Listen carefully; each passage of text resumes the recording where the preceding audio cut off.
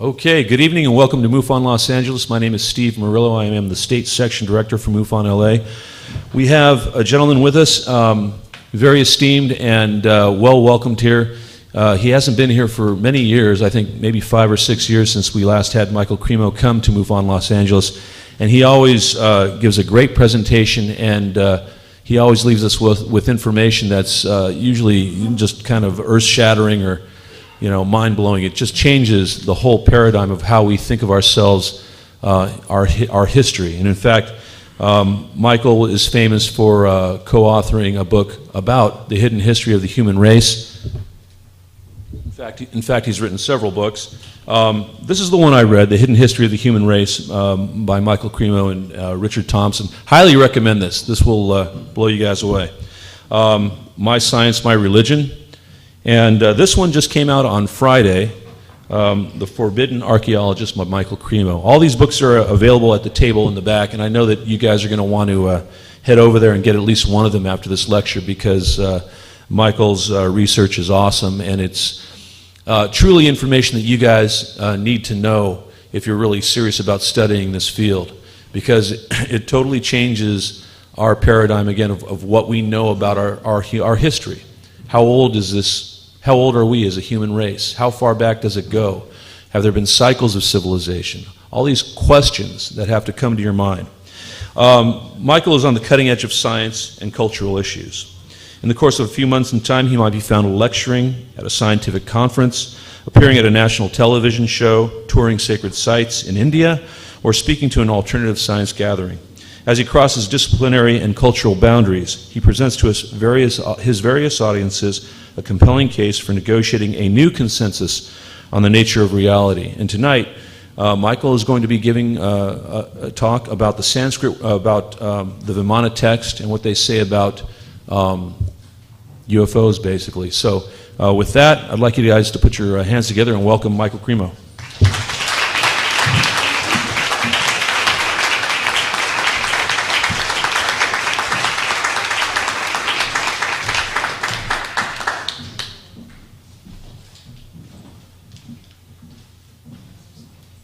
Okay, it's like there's a big UFO floating in front of me, shining a brilliant light on me.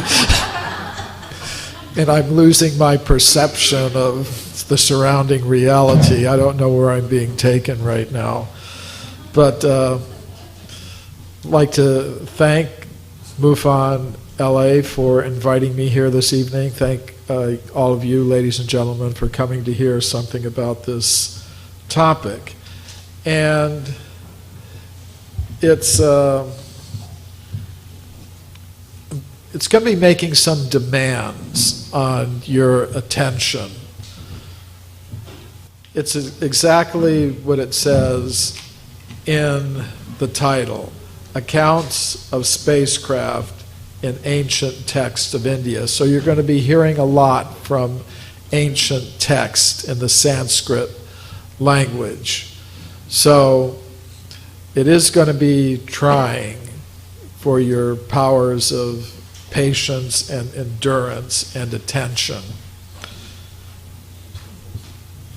The Sanskrit word for spacecraft or aircraft is Vimana, which you see there. And in India, you can find depictions of Vimanas in temple carvings in many places throughout India. This is a depiction of a Vimana in a temple carving in the Ellora cave temples in northern India.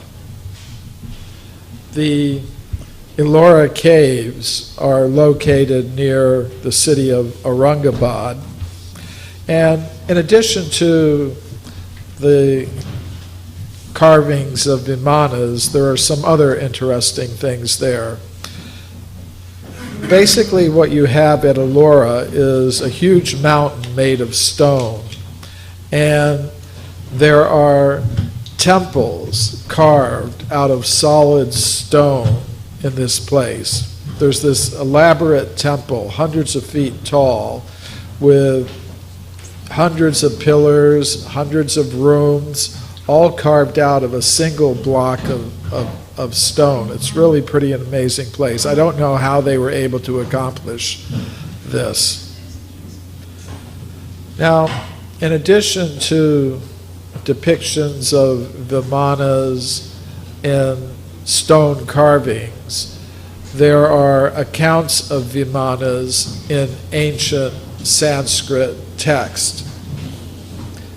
Now, here I'm going to make a distinction between authentic Sanskrit text and other kinds of text. In UFO circles, there's a lot of talk about the Vaimanika Shastra, which contains some detailed descriptions of various types of Vimanas.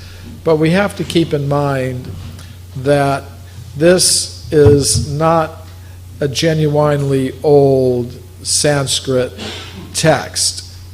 It is a document that was channeled, received by channeling in the early 20th century by a man in South India, and he dictated the channeling, and it was set down in a book which circulated widely in the UFO community.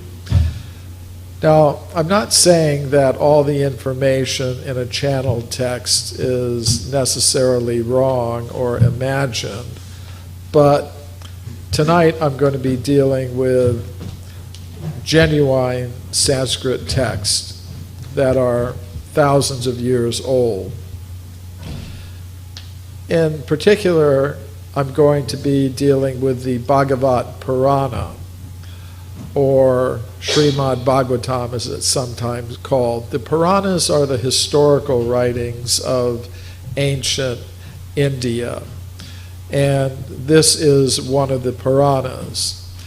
The Puranas contain accounts of Vimanas.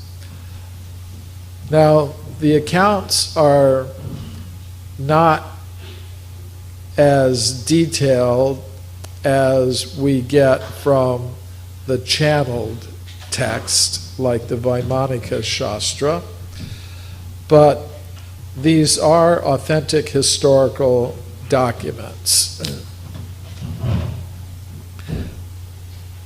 The cosmology that's described in the Puranas is a multi-level cosmos, where you have one level of the cosmos at the bottom dominated by ordinary matter. It's inhabited by beings adapted to the conditions there. Beyond that, there is a subtle material level of the cosmos. It's inhabited by beings adapted to the conditions there. And then there's a non-material or spiritual level of the cosmos, inhabited by beings adapted to the conditions there.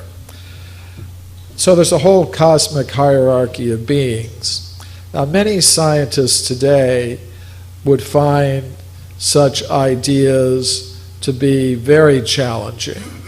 They find it very hard to accept that we're part of a multi-level cosmos, part of a whole cosmic hierarchy of beings.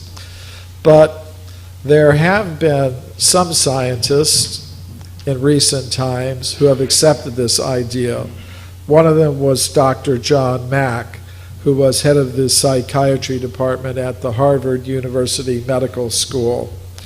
He wrote in his book, Passport to the Cosmos, "It appears ever more likely that we exist in a multi-dimensional cosmos.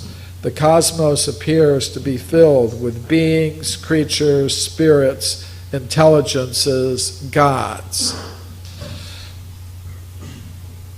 Dr. Mack had heard accounts of alien abductions, and he became interested in this phenomenon and conducted some psychiatric studies of the people reporting such things.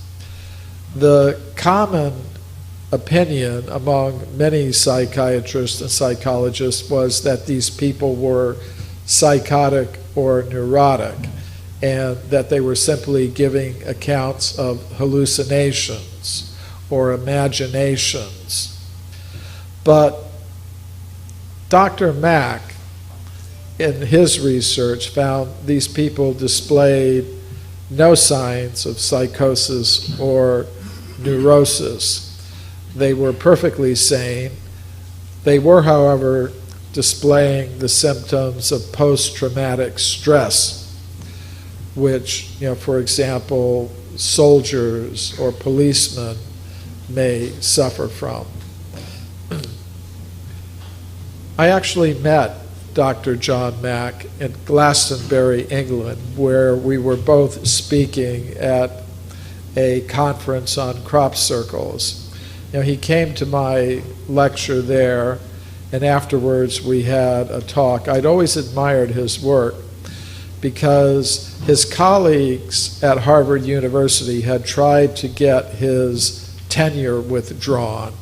They couldn't stand the fact that a Harvard University professor was taking as factual reports of alien abduction events, and that he was talking about things like I quoted here from his book, Passport to the Cosmos. So they convened an academic court to remove him from his position, but he successfully fought that. So I'd always admired him, and he said he liked my work. So we had agreed to stay in touch with each other. However, shortly after that, he died in a mysterious automobile accident in England. He was struck by an automobile as he was walking on a sidewalk. So it was, I think, a great loss. Now, in my book, Human Devolution, a Vedic Alternative to Darwin's Theory, I give a lot of evidence supporting this idea that we exist in a multi-level cosmos inhabited by different types of beings existing at the different levels. But that's not the topic that I'm dealing with tonight. The point of interest is that according to the cosmology of ancient India, there are different kinds of vimanas or spacecraft that exist at different levels of this cosmos. There are spiritual vimanas, there are subtle material vimanas, and there are gross material vimanas. And I'm going to give an example of each from the Bhagavad Purana, an ancient Sanskrit text. First, I'll start with a spiritual or non-material vimana. In the Bhagavad Purana, there is a description of the vimana of Dhruva Maharaj. Now, in the text, the history of this person, Dhruva, is described. At the end of his life, Dhruva went to the Himalayan mountains and began to practice yoga and meditation there. He entered into a state of trance, experiencing his conscious self as different from his material body. At that point, according to the text, a vimana came from the spiritual level of reality, descending from the sky. And this is from the Sanskrit text that describes what happened. Sadadarsha vimanagram nabaso vatarat dhruva vibrajayat dashadisho rakapatim ivoditam. And in English, this means he saw a very beautiful vimana coming down from the sky, as if the brilliant full moon were coming down, illuminating all the 10 directions. So, we were hearing in the introductory remarks about people perceiving strange lights. Well, in this case, Dhruva was sitting, meditating, and he had achieved a very high level of meditation. And at that moment, a vimana descended from the spiritual level of reality, and it was glowing. It was illuminating the entire area. And the text goes on to state that Dhruva saw 2 persons in the vimana, and they spoke to him. And they said they had been sent to take him, Dhruva, to Vaikuntha, which is the Sanskrit word for the spiritual level of reality. The text goes on to state that as Dhruva boarded this craft, his body was transformed. Yesha tadadishtatum bibrad rupram hiranmayam. In the translation from the Sanskrit, as he boarded the vimana, his body became illuminated like molten gold. In other words, there was an energy transformation as he entered the field of energy, surrounding this craft. Because if he was going to be transferred to this higher energy level of reality, his body had to be vibrating at the same energy level. It had to be made of the same type of energy. So, after his body was transformed and he boarded the vimana, the text says, as the vimana traveled, Dhruva saw the planets of the solar system go by. So it's an interplanetary journey that he was on. But then it went into not just an interplanetary mode of travel, but an interdimensional mode of travel. The text says the vimana then reached the subtle material planets and passed through them. And then finally it arrived at Vaikuntha in the highest level of reality.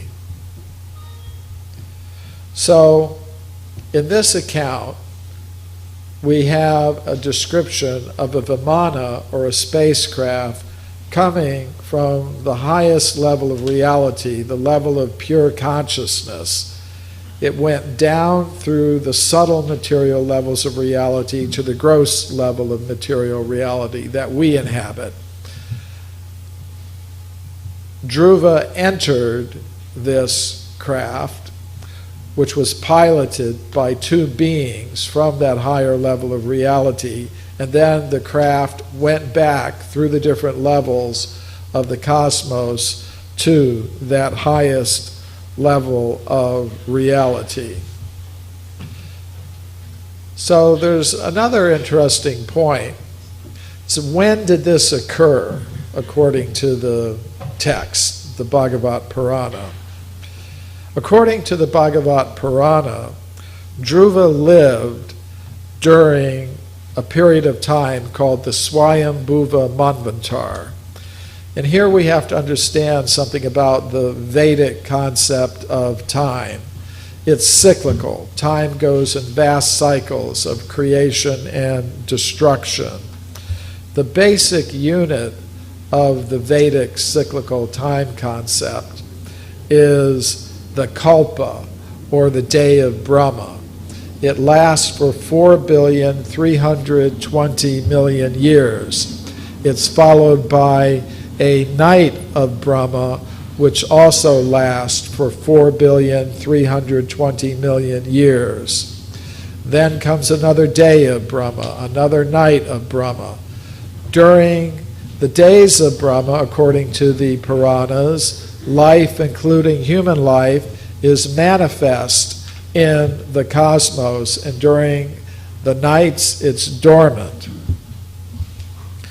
So the Kalpa, or the day of Brahma, is divided into 14 Manvantar periods, each lasting about 300 million years. Today, we are in the middle of the 7th Manvantar period. The Swayambhuva Manvantar period, during which Dhruva lived, according to the text, was about 1.7 to 2 billion years ago. So this may seem mythological to some people. According to modern scientific accounts, the first human beings appeared on Earth about 150,000 years ago. Before that, we're told there were no human beings like us. But when I did 8 years of research into the entire history of archaeology, I found there were many reports of human bones, human artifacts, and human footprints going back many, many millions of years, far further back in time than 150,000 years. Now, this evidence isn't very well known because of a process of knowledge filtration that operates in the world of science. We can call the blue box there the knowledge filter. What it represents is the dominant consensus among scientists today about human origins. So, reports of evidence that conform to the dominant consensus will pass through this intellectual filter very easily, which means we'll read about this evidence in textbooks. But if there's evidence that radically contradicts the dominant consensus, it tends to be filtered out, which means we don't hear very much about it. And I think one of the reasons I was initially invited to speak at UFO organizations like MUFON is my discussion of this knowledge filtering process as it operated in archaeology. I think UFO researchers have found that the same type of knowledge filtering process operates in mainstream science in terms of its attitude towards reports for the existence of UFOs, extraterrestrials, alien abductions, and things of that sort. So I'll just mention one of these cases from archaeology, the California gold mine discoveries. During the gold rush days, miners dug tunnels into the sides of mountains like Table Mountain in the Sierra Nevada mountains. And deep inside these tunnels, the miners found human bones and human artifacts. For example, they found many of these stone mortars and pestles. What makes them so interesting to me is they were found in layers of solid rock that belong to the early part of the geological period called the Eocene, which means they would be over 50 million years old. These discoveries were reported to the scientific world by Dr. Whitney, who was the chief government geologist of California. His report was published by Harvard University, but we don't hear very much about these discoveries today because of the process of knowledge filtration. This is the anthropologist William Holmes of the Smithsonian Institution. He wrote, if Dr. Whitney had understood the theory of human evolution, he wouldn't have come to those conclusions. He would not have published that report. In other words, if the facts did not support the dominant theory, the facts should be forgotten. And basically, that's what happened. However, some of the artifacts from the California gold mines are still in the collection of the Museum of Anthropology at the University of California at Berkeley, although they are not shown to the public. I got permission from the director of the museum to see those artifacts. They're not kept in the museum itself. They're kept in a storage building a few miles from the museum, but they are still there. Now, I was mentioning that in connection with the idea that the Vimana of Dhruva belongs to a historical period that, according to the ancient Sanskrit text, goes back over 1 billion years. So, the Vimana of Dhruva was what we can call a spiritual Vimana. Next, I'm going to deal with a part of the text that describes a subtle material Vimana. And this is the Vimana of Kardama Muni, who was a great mystic yogi, according to the Bhagavat Purana. And the text says, Kardamo yogam ashtita vimanam kamagam chatas tarheva chikarat. And the translation of that is, the sage Kardama exercised his yogic power and instantly produced a Vimana that could travel at his will. So that's an interesting concept. You know, a Vimana, or a spacecraft, that could move according to a person's will.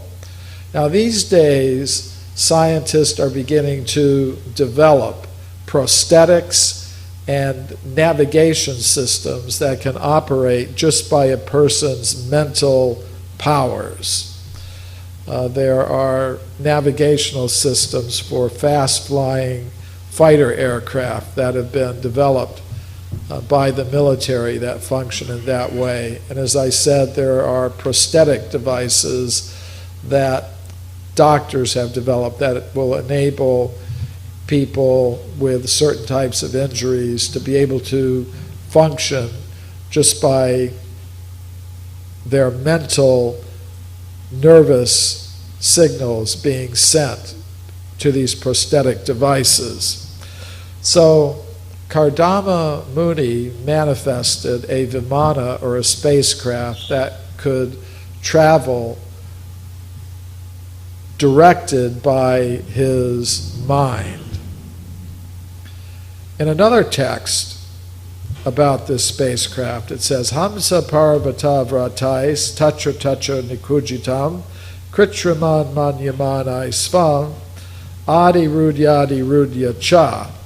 And the translation of that is, in that Vimana were live swans and pigeons, as well as artificial swans and pigeons, so lifelike that the real swans, vibrating sounds, flew up to them, thinking them live birds like themselves.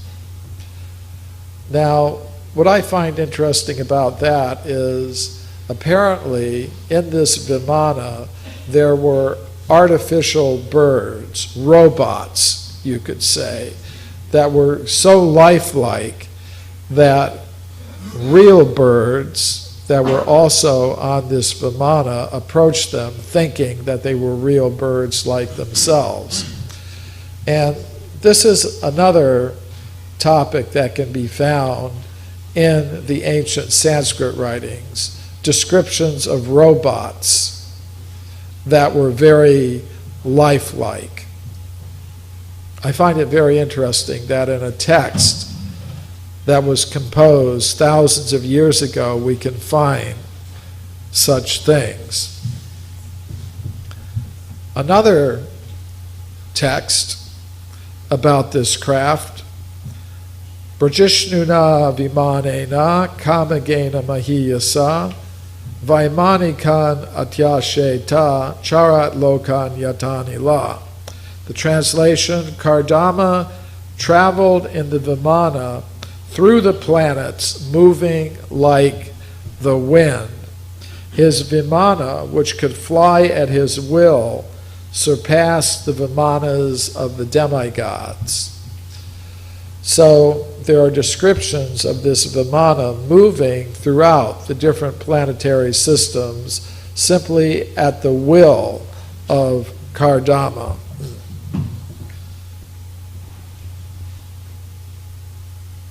So that is a subtle material Vimana, produced by the yogic power of a sage. Now I'm going to deal with a gross material Vimana described in these ancient texts. And this is the Vimana of King Shalva. Shalva was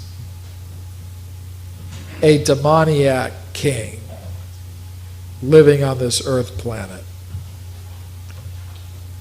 So the texts in the Bhagavad Purana say, Maya Pura Param Jaya Puram Nirmaya Shalvaya Pradat Salbam Ayasmayam.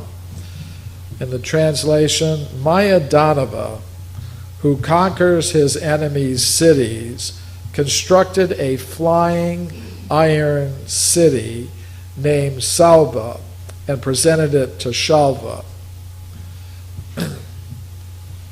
So this is an example of extraterrestrial technology transfer, which is a topic that comes up in modern UFO studies. There are many accounts of such things that different researchers have gone into, how apparently there have been agreements between persons on Earth and extraterrestrial beings involving technology transfer. So, according to these ancient Sanskrit texts, that's not a new thing. This King Shalva was a king on this earth planet. He was very materialistic, and the Sanskrit word for him is asura, which means a person who is opposed to the principles of good. So there are higher dimensional beings that are also opposed to the principles of goodness, who are deeply immersed in greed, anger, desires to control and dominate and exploit others for their own benefit. We see distinctions like that on this level of reality, so on higher levels of reality there are also different types of beings. According to the Sanskrit terminology, there are suras, those who are following the principles of good, and the asuras, who are following the opposite kind of principles. So, this King Shalva was in touch with one of these higher asuric or demoniac beings. And this being, Maya Danava, was the engineer of the higher level asuras. So, a terrestrial human, in this account, got a spaceship from, a higher asuric being or demoniac being. As I said, it's an example of extraterrestrial technology transfer. So, Shalva used this Vimana to attack a city on Earth. So just to summarize the basic elements, this Maya Danava is the engineer of the demoniac forces in the cosmos. He gave this Vimana to a king on Earth. So this is an example of extraterrestrial technology transfer. And this Vimana is made of metal, not of spiritual substances or subtle material substances. It was made of gross material elements like our missiles and spacecraft that we manufacture. So the Sanskrit text says, Salabhva kamagam yanam tamo dhamma durasadam yayastvara shalvo. Translation, this unassailable vehicle was filled with darkness and could go anywhere. Upon obtaining it, Shalva went to Dwarka, the city of Dwarka. So, what does it mean that this vehicle was filled with darkness? Here I think we're talking about a kind of cloaking technology that could cause this craft to become invisible to whoever was trying to oppose it. And this craft is also described as kamagam, moving at will. So this spacecraft made of metal could move at the will of the person piloting it, according to this account. So Dwarka was the city of Krishna, who is known in these ancient Sanskrit texts as the supreme being, supreme conscious being in the cosmos. So his city was a fabulous city, very cultured city, run according to the principles of divine goodness. So King Shalva attacked this city, which was located in northwestern India on the shore of the Arabian Sea. And today, there's still a city in that location of the name Dwarka. And in the ocean off the coast of this city, remains of an ancient city have been found that go back about 5,000 years. And that's the time of the city of Dwarka that was ruled by Krishna, according to the ancient Sanskrit text. So marine archaeologists have done research in this area, and they have discovered architectural remains in the water off the coast of the present city of Dwarka. But getting back to the attack on the city 5,000 years ago, Vimanagram nipeto shastra vrishtaya, the text says. And the translation there is, from the Vimana came down torrents of weapons. So this metal Vimana was flying over the city of Dwarka 5,000 years ago, raining down various types of weapons on the city. One of the weapons is described as Ashanaya, thunderbolts. So that suggests some kind of energy beam or laser type of weapon that was being used to destroy the city of Dwarka. The text goes on to say, Prachandas chakravato bhut rajasat chabdita disha. The translation of that is, a fierce whirlwind arose and blanketed all directions with dust. So this could refer to one of two things, I believe. It could refer to the kind of firestorm that develops when a city is firebombed. Sometimes it sets up a huge fire that starts sucking in air and raising large clouds of dust and things like that. or it could refer to some type of weather weapon. The ability of this Vimana to manipulate the weather in such a way that a huge whirlwind or tornado developed. And there is speculation today among researchers that some governments today have developed these kinds of capabilities. Texts go on to say, Ityardhyamana sabena Krishnasya nagari brisham nabhyapadyata sham rajams triparena yatamahi. In the translation of that, I told you we're going to go into the Sanskrit text. So, the translation for that, thus, terribly tormented by the spaceship Saubha, Lord Krishna's city had no peace. Just like the earth when it was attacked by the 3 aerial cities of the demons.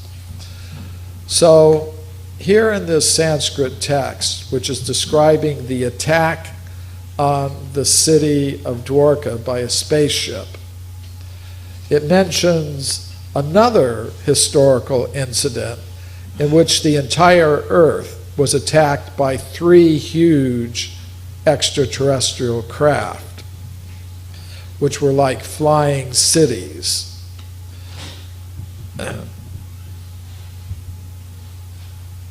In that case, the demigod Shiva shot down these 3 spaceships, which were like flying cities.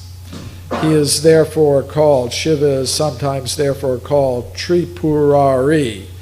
So, Tri means 3, Pura means cities, Ari means the enemy of. So, Tripurari is a name for Shiva. That means he shot down these 3 spacecraft that were attacking the Earth. The story of this incident is told in the 7th canto of the Bhagavat Purana. The story basically goes like this. The demigods, or suras, defeated the demons, the asuras, in a cosmic battle. Then Mayadanava gave the demons 3 huge metal vimanas with the power of invisibility. Now this is something that comes up in modern analyses of UFO, alien, extraterrestrial types of events. And that's the idea that there is some kind of cosmic struggle going on at all different levels of the cosmos. And the Earth is sometimes dragged into these struggles that are going on different levels of reality. So, this Mayadanava, the engineer of the demoniac forces, gave the demons 3 huge metal vimanas with the power of invisibility, with this cloaking power. And there's been in the news recently some accounts of how scientists today are beginning to get a little bit of this ability to cloak material objects, give them invisibility, by manipulations of energy. So maybe there's some extraterrestrial technology transfer still going on today. So the demons, or the asuras, used these 3 huge metal vimanas to conquer different planetary systems. So the suras, or the demigods, asked Shiva, who is known to be very powerful, for help. So Shiva attacked the spaceships of the asuras or demons with weapons that are described as arrows. But they weren't ordinary arrows, if by arrow we mean a shaft of wood with some metal tip on it. The arrows are described in the Sanskrit text like this: Tatognagni varna ishava upetu surya mandalat yata mayuka sandoha. In the translation, the arrows released by Lord Shiva appeared like fiery beams emanating from the sun globe. So whatever they weren't ordinary arrows. The descriptions appear to resemble modern anti-satellite missile weapons. In other words, the governments and militaries on Earth are developing weapons to shoot down spacecraft. But according to these ancient texts, this is not a new idea. Thousands of years ago, Shiva was shooting down spacecraft with missile-like weapons.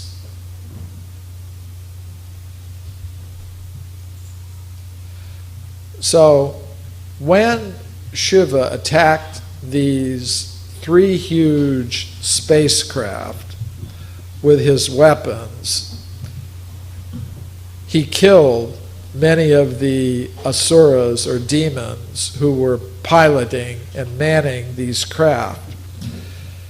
The texts then say that Maya Danava, the engineer of the demons, restored life to the demons by putting them into a reservoir of special liquid. So that means the tissues of the bodies of the aliens who were manning these 3 huge spacecraft were damaged beyond repair. But it says he put them into some bathing type of liquid and their bodies were restored. Now, medical doctors today, making use of stem cell technology and other related types of procedures, are trying to develop these same types of abilities, the ability to restore damaged tissues. And apparently this isn't a new concept. So when their bodies were restored, the demons or asuras resumed the battle. So the text says that at that point, Krishna gave Shiva new, more powerful weapons, which Shiva used to finally destroy the flying cities or vimanas of the asuras.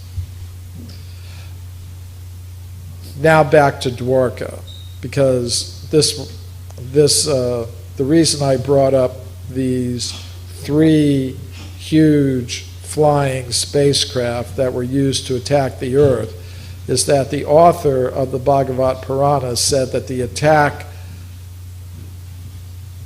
by King Shalva on the city of Dwarka reminded him of this earlier incident where 3 huge extraterrestrial craft had attacked the Earth and been shot down by Shiva. So while Shalva was attacking the city of Dwarka with his Vimana or spacecraft, the armies in Dwarka were trying to shoot it down, but they weren't successful. The text describes the movements of the Vimana of King Shalva. Bahu rupaika rupam tat drishyate na tradrishyate Maya maya maya kritam durvibhavyam parayara bhut. The translation for that Sanskrit text, at one moment, the Vimana built by Mayadanava appeared in many identical forms. And the next moment, it was only one form again. Sometimes it was visible, and sometimes not. Thus, Shalva's opponents could never be sure where it was. So these are abilities that modern militaries are also developing. The ability to have their aircraft enter an enemy's airspace and appear to the detection devices to be either invisible or sometimes here, sometimes there. Maybe they, like when missiles come today, they send out many decoy warheads, so that you don't know which is the real warhead. So apparently, these kinds of technological developments are not new. We find descriptions of such things in text thousands of years old, like this one. And many observers of modern UFOs have observed similar things in terms of the movements and appearances of UFOs.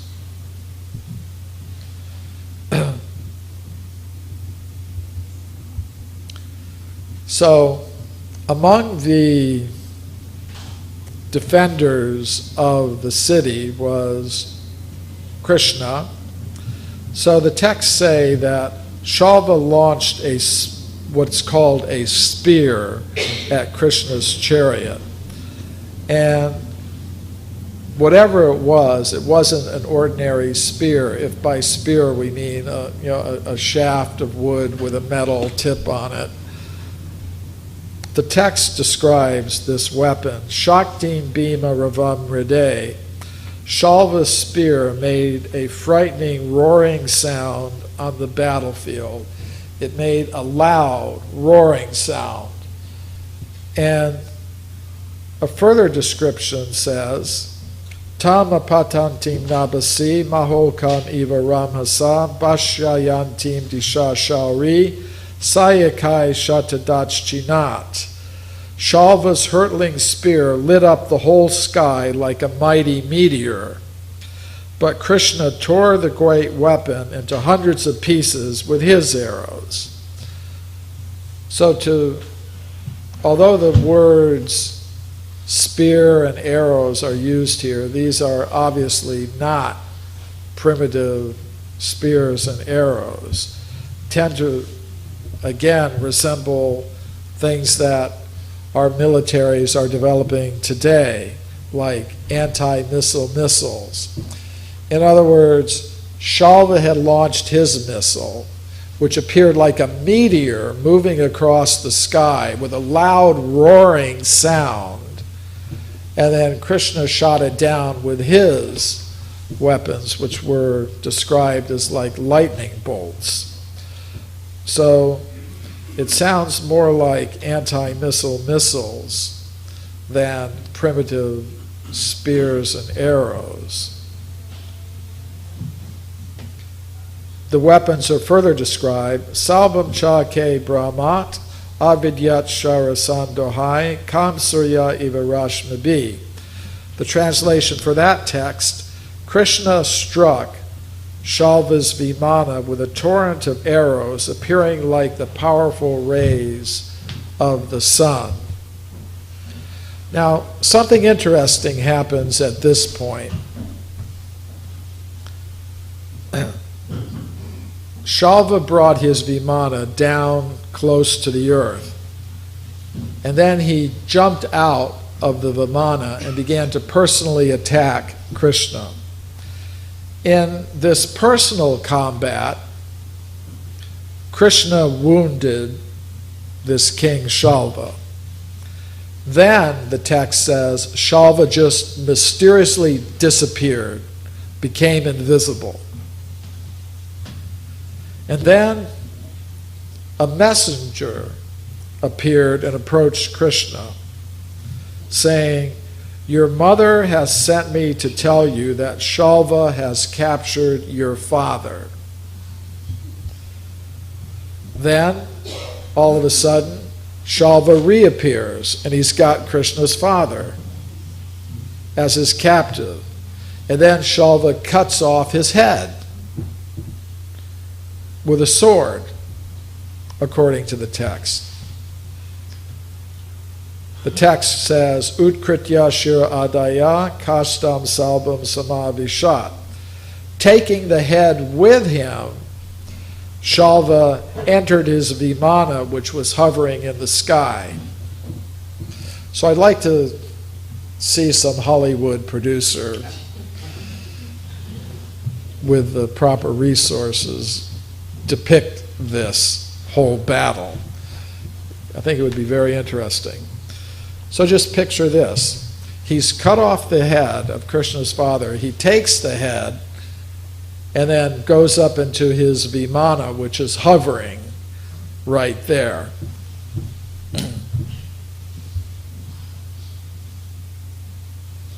Then the text says, Abudyad asarim mayam sashalva prashritam mayoditam. The translation for that is, Krishna detected that this was an illusion engineered by Maya Danava and employed by Shalva. Natatra dutam na patu kalevaram. Krishna could see neither the messenger nor the headless body of his father. So picture this. So after Shalva went back into his spacecraft with the head of Krishna's father, the messenger and the headless body of Krishna's father just evaporated, disappeared. So then Krishna could tell this wasn't a real event. This was some kind of technology that was employed by Shalva. And, we see this in technology today. There's 3D holographic projections, which are sometimes employed by performers, musicians. For example, this picture shows a 3D holographic performance of the singer Ellie Lawson. In other words, that's not Ellie Lawson, that's a 3D holographic projection of Ellie Lawson. And here in Southern California, a year ago, there was a famous performance where Snoop, I forget his name now, I don't think he calls himself Dog anymore,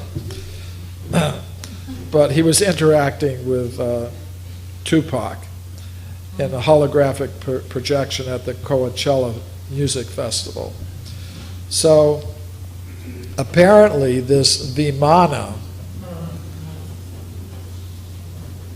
that Shalva was operating had some kind of 3D holographic projection facility whereby he was able to manifest these illusory forms of Krishna's father, the messenger, the cutting off of the head.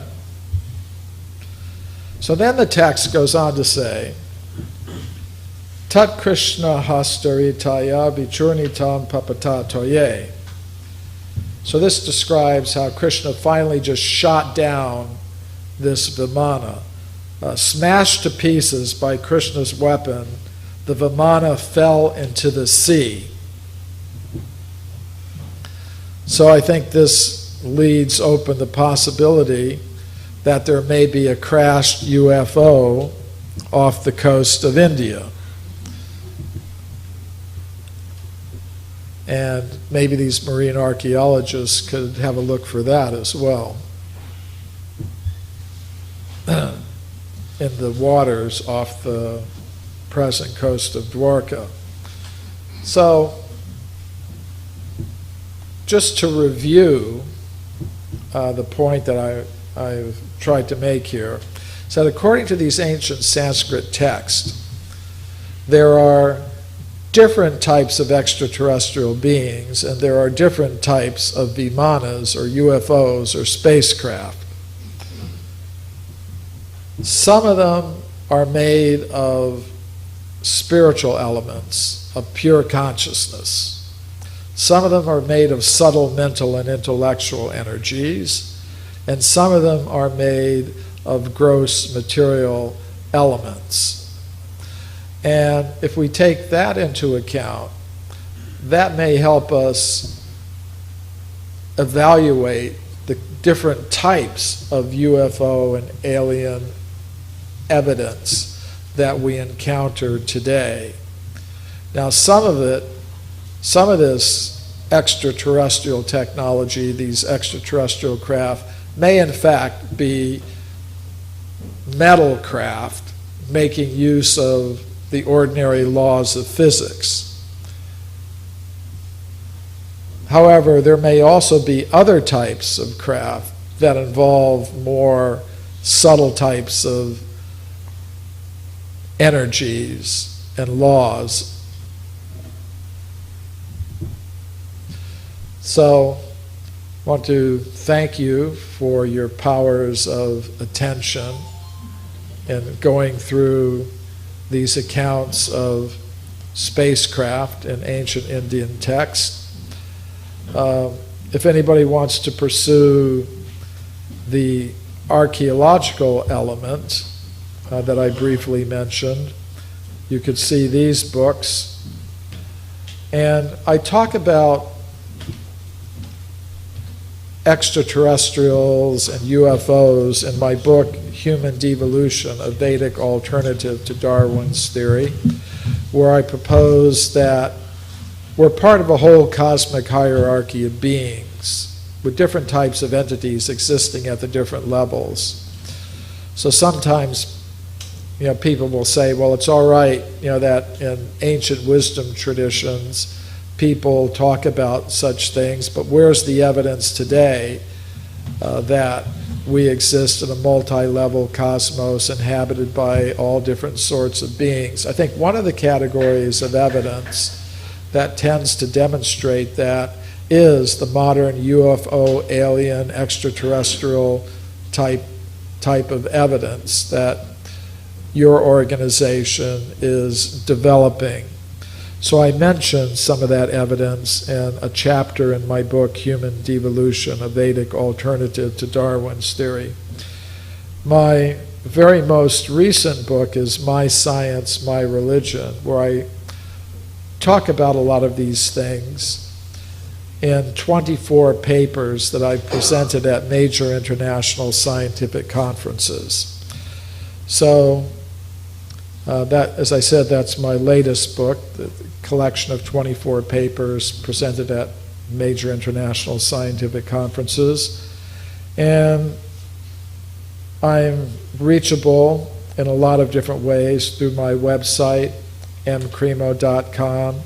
I'm on Facebook, Twitter, and as was mentioned in the beginning, in December, I'm going to be a speaker on the Mayan cruise, which is going down to Chichen Itza and other Mayan sites in Central America. I'd be really happy to see some of you there, and I'll just thank you again for your kind attention.